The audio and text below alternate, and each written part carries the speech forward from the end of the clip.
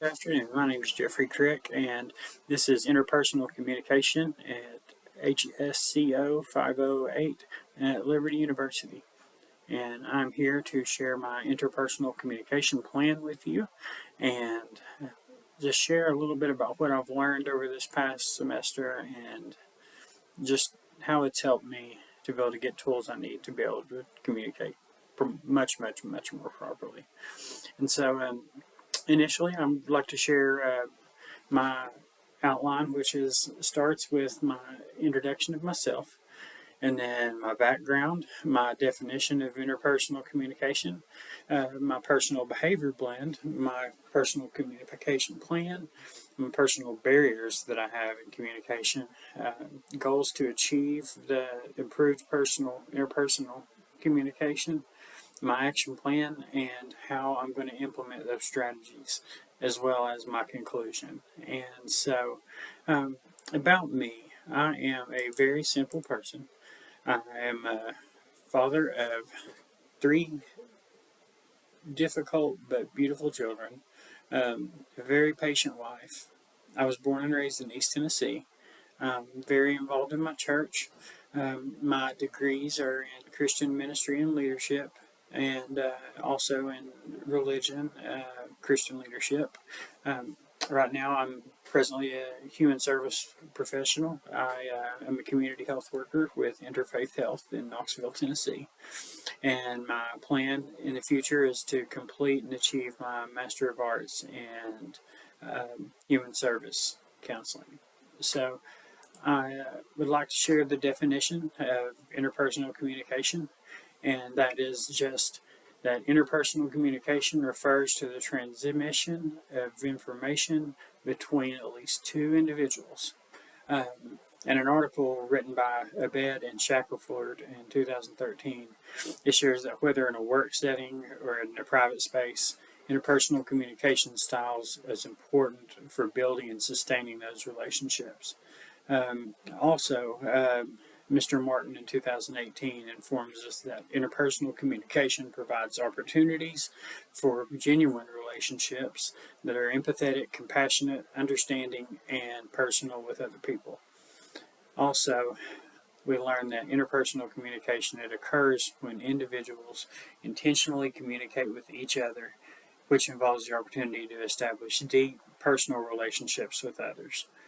And so, my personal behavioral blend is very introverted. Mr. Carbonell in 2008 developed this personal behavioral blend, which is a term that is basically associated with the DISC model, personality model, that it's an assessment on divisions of normal behavior related to life. And so my personal behavior blend is both S and C styles. I'm the definition of introverted, and I've been this way for most of my life. Nothing much has changed there. I love people and I love fellowship with other people that are close to me, but I often keep a distance between myself and others as well. Growing up, I was a preacher's son, and so we spent a lot of time in churches, and I had a lot of opportunity to spend a lot of time with a lot of people. And this helped me to be able to carry on necessary conversation with others. But in the same way, just as it was and as it would be, I struggled then and struggle now with genuine conversation. And so it's hard for me to put myself out there with others. And when I don't have a significant need to do so, introversion has its benefits, I will say that. But there are also many challenges in many areas of growth as well. And so I miss out on a lot of fellowship with good people because of my nervousness around others. And as Jim Peterson says, when we expect intimate relationships and end up feeling alone, it just doesn't feel right. And so my communication goals are to have the ability to be able to become aware of my current communication barriers, because I need to know those barriers throughout my everyday life, and also to be able to subvert my former thinking in a way that I can use the tools that I've gained throughout this season to be able to help me to live an engaging, fulfilling, and genuine relationship-filled life with people and individuals that are in my circle of influence, as well as those that I communicate with on a professional level as well. And my goals and strategies to do so are to, first, I want to spend time with individuals that will assist me in gaining these skills. I need people that have the communication skills that I want, and I need the ability to be able to soak that in, take that in, and learn from those people. I think that's a very, very crucial goal for me. And also I think it's important that I expand different opportunities to grow my network, because we're only as good as the network we have, and I think it's important to strengthen that. And with that, another goal is to be able to establish and build collaboration with others. I think that's so important. But in doing that, one thing I have to do is I have to be able to show interest in the lives of other people, which is, I'll be honest, not something I've always been the best at. And I'm learning that, especially through this course. I want to ask questions more often. I've often been the individual that the questions have been asked to me, and so I've never been in control of a conversation much. Been more on the receiving end, and I want to be able to ask questions, ask genuine questions, not the one-word questions, but genuine questions, because I want to be able to learn how to pull things out of people that are interested to them, and be able to help just expound on that with them. I think it's important. It's a challenge to do that, but one of my other goals is to be able to embrace these challenges instead of running from them. I've always been a runner and a hider when it comes to working with people and being around people, and I would just much rather run and hide than face something. And I want to be able to embrace the challenge of taking life and communication head on. And so I think it's important.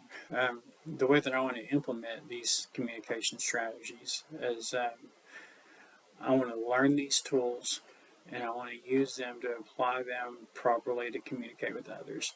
Donetto and Golden share that learning strategies to assist with mitigation in difficult situations play an important role in rebuilding and building relationships and developing sources of underlying issues to assist in the critical process. For me to truly gain a relationship satisfaction level to any degree, I must gain the tools necessary first to be able to properly and effectively communicate about events that are mutually experienced with others. And I have to be able to deal with mitigating factors in a way that I can handle them healthy. And so that's what this is about, is learning to healthy and effectively communicate with people. So in conclusion, for an individual such as myself with an introverted personality and a very passive attitude, it can be extremely difficult to properly communicate with others in the world while not being aggressive and arrogant, and instead doing so from a humble heart, truly humble heart that desires to grow in relationships with others. It's crucial that I take the tools that I've gained in this course and be able to become aware of situations that shut me down, and I need to shift that thinking, not only for the sake of healthy conversation, but also to build deep, lasting relationships for years to come, and it'll help me to grow in my fellowship with others, but also fulfill the call that God has placed upon my life. I just want to thank you for your time.